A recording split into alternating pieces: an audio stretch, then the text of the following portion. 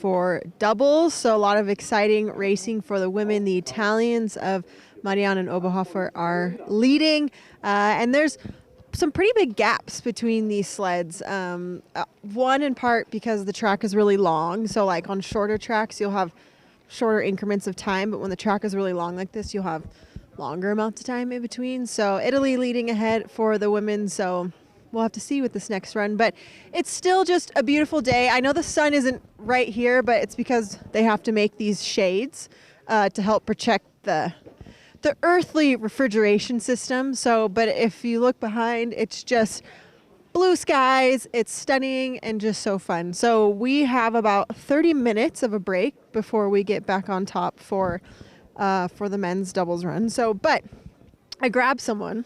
So we talked to Papa Schwab. That's what I want. That's what I want to call you. So we talked to this man back in Whistler when the studio show started, and he was dressed up in all yellow. He was in full German gear, but now I see you in FIL gear. I see this a lot with people where they're like switching. How does this work? Like, how does someone be a coach but then also be with FIL, or like, how does that work? Yeah, my work is different. In the yellow jacket, I'm responsible for the German team, and in the blue jacket, I'm the vice president for marketing in FIL, and FIL represent for this race here. This is my job this week. Yeah. Okay, so when you have two jobs like that, does that mean you'll use your FIL job to get really good advertisements for Team Germany? Like, because you're like, you know, because you work for, like, if we had an American, I'm giving you crap right now. But if we had an American in FIL, would we have a lot of American sponsors then, you know? Yeah, but that's different. In this jacket, I have to be totally neutral here in the whole area. So I talk with Austrian athletes, I talk with Romanians, I talk also a little bit with German athletes, but not too much. I have to be neutral in this position. You have to be politically correct. Yes, it is. This is very important. Yes. I think it's really important. Which one do you like better? Do you like doing this job better or the German job better? That's a hard question. Both is nice, a nice job, and both is totally different. For me, it's nice when I can move from here to here. That's different works, and I'm happy with this opportunity. Yeah, so you get to switch around and do all the fun things. So I was talking to him before we jumped on camera, and I was like, "How was your week in Moritz?" And he was like, "I went skiing," which I did too. I mean, we have to. If we're gonna come all the way here, it's so beautiful and incredible. How was your ski day? Was it good?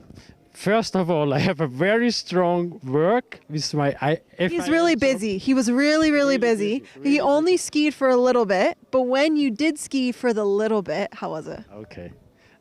I did a little bit. Just like an app, yeah. It's a so nice area here. I walk up with my ski up at the mountain and drive back in the nature, not in the alpine skiing. You like put your in the nature, totally alone in the mountains. This is so nice here, and you have so many opportunities to do this sport here. This is great. I need to ask about did you put the skis on your shoulder and walk up, or you toured with the skins on the bottom of my ski, and I walk up with my ski, and many athletes secret. But I saw many athletes, they did the same. Yes. It's not so allowed in the sport. So if you do this... it's perfect cross training. Yeah, but the cross, this is a very fast sport. You have to be fast on start, and when you go slow up the mountain, it's not so good for the performance on the start. But I saw many athletes. We won't tell their coaches or pass it to their physios. But ski touring, backcountry skiing, that's where the best skiing is. So I think they had the right idea. We can take a break from sliding and go up on the mountain and enjoy it. But I think that the athletes love being here. I think that everybody, there's a different energy on the circuit. Like everybody has their sunglasses on, and we're not really cold and sub-zero weather, and it's just so beautiful. So what I want to know is, how can we come back here every year? Like, who do we need to pay off? Who do we need to tell so that we can come here every year? Is it you? Yeah, that would be great when we have the opportunity to come every year here to a regular World Cup. I think this area is a winter sport area, and we have to be here. So it's not easy to organize a World Cup race here. So we have a nature track with it's a very long track, and there are not so many supporting roads nearer to the track, and it's not so easy to make sure the TV production. So you have to put many cables around this area. The infrastructure is not so like at the artificial track, and that's the challenge to organize the World Cup race here. It's a big effort. We need more time to prepare for this race, and that's at the end of the day, it's a question of money.